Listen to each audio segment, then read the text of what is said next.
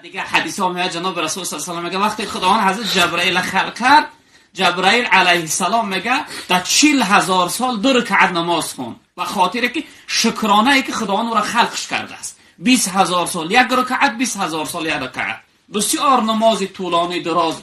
وقتی نماز تیار کرد میگه دعا کرد، گفت پروردگارا یگان بنده داری که به اندازه من تر عبادت کرده باشم، تا عبادت زیاد وقتی دراز.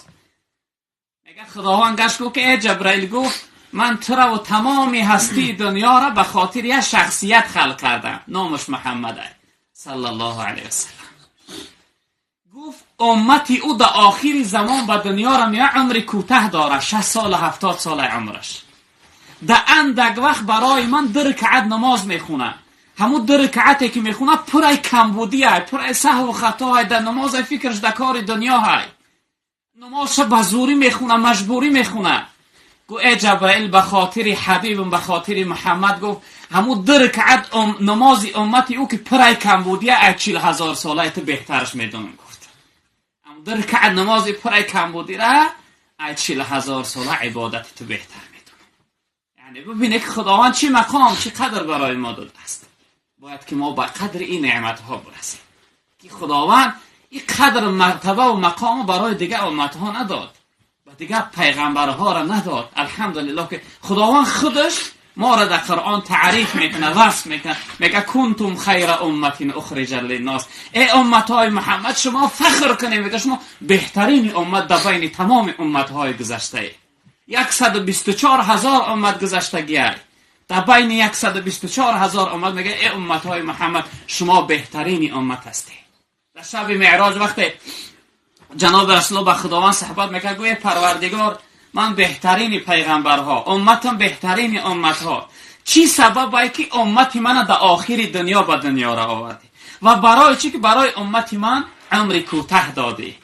میگه خداوند گفت که ای حبیبم، گفت ای محمد، گفت امتی تر در آخر دنیا به دنیا را آوردم که چی کم در خاک خواره، در گور کم خواره، وقتی که بندگی کرد اندک وقت بزگره و ایس قیامت شد و در حال با او را در جنت بدرارمش.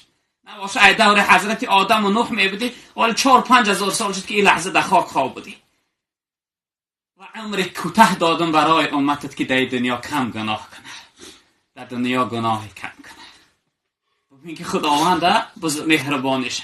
جناب رسول اکرم صلی الله علیه و سلم میگه که اهل الجنه 20 و 100 صف 80 من هذه الامه، میگه در روز قیامت جنتی ها 120 صف میشوند. اگه خداوند عدد او را خودش میدونه، میگه 80 صف جنتی ها امت های منن، 120 صف 80 تاش امت های منن، 40 صف دیگهش امت های دیگه پیغمبرها. نگاه کنه که چی مرتبه و مقامی بلند. یا در حدیث دیگه میگه ان الجنه حرمت علی الانبیاء حتی ادخلها، میگه جنت درمدنش حرامه برای تمام پیغمبرها حتی که من ندارم. میگه و حرمت علی الامم کلها حتی تدخلها امتی، میگه برای تمام امتی گذشته درمدن جنت حرامه تا امتی من در اون راه. ببینید فضیلت و مقام و مرتبه خداوند برای ما داده است، باید به قدر این برسیم، شکرانش به جا بیاریم.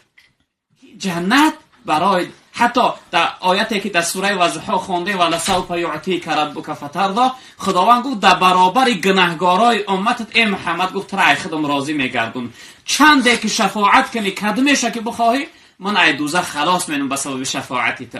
میگه جناب رسول الله را پرسیدن که در کدام حالت ای پروردگار راضی میشه؟ گو ان لا ارضا و واحد من امتی فی النار، گو من ای پروردگار راضی نمیشم اگر یک امتم در دوزخ بمونه، اگر یک امتم در دوزخ بمونه، گو من ای پروردگار تا آخرون گناهگار امت مگو ای دوزخ نگیرم من جنت نمیرم. ببینید دلسوزی جناب رسول اکرم صلی الله علیه و سلم. وقتی در روز قیامت جبرائیل میگه ای خاک میخیزونش، میگه قم یا حبیب الله، قم یا صفی الله، ای حبیبی خدا، ای صفی خدا، ای نبی خدا، بخی ای خاک. میگه جناب رسول الله نمیخیزه.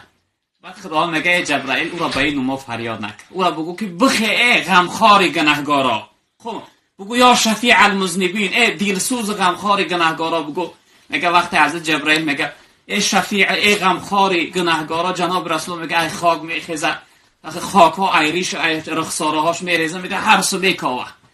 جبرائیل میگه چی میگه؟ میگه امتام در گجاهن. من در خاک خواب بودم، خداوند به امتهای من چی کرد؟ اونا را گجا برد. اونا همش امید شفاعتی من داشتن.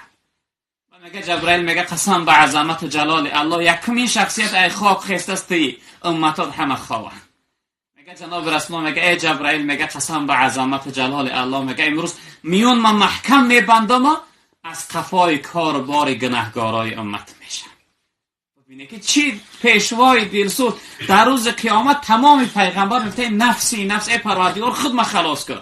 حتی حضرت ابراهیم میخسته میگه که الهی ای پروردگار، میگه انا خلیلک ابراهیم، من دوستی تو، من ابراهیمم، در دنیا با مقام خلیلی رسوندیم، در آخر گفتی سلاما علی ابراهیم، ای ابراهیم تو به سلامتی رسیدی که ای امتحان من سلامت گذشتی، من همو ابراهیمم، لا اسالک الیوم اسحاق ولا اسماعیل، من امروز اسحاق اسماعیل بچه‌هام ایت نمیپرسم، خود ما عذاب خلاص کرد.